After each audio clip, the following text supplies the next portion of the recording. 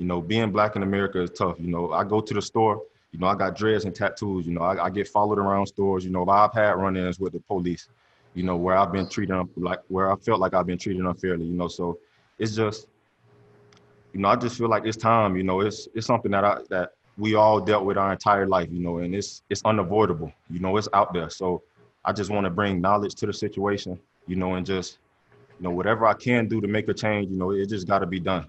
You know, I feel like it's more than just talking, you know, it's time for action. The people who in a position to make changes, you know, we got to hold those people accountable to be able to make those changes. You know, this is something that I've been passionate about, you know, my whole life, you know, because I've dealt with it my whole life, you know. Growing up, you know, my grandfather, you know, this was something he was passionate about, living in those times, you know, when it was, you know, terrible, you know.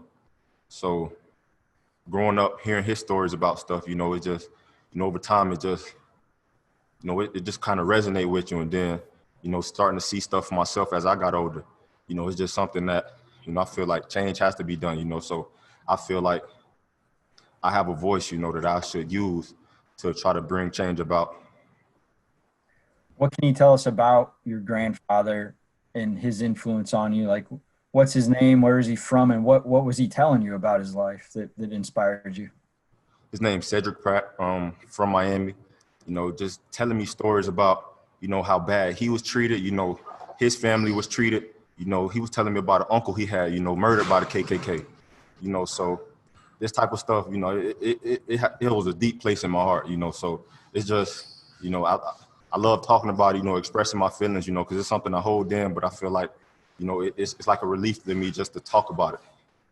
To be honest, it's a frustrating topic, you know, for a black man, you know, living how we're living, you know. So it's, you know, we've not overlooked it, but, you know, it's been something that's been going on for so long, you know, and there's been repetitive attempts of trying to stop this and bring change, you know. But it seems like the way everything is structured is trying to, you know, it's like resistant towards change, you know. So it's just about consistent push on trying to make that change happen.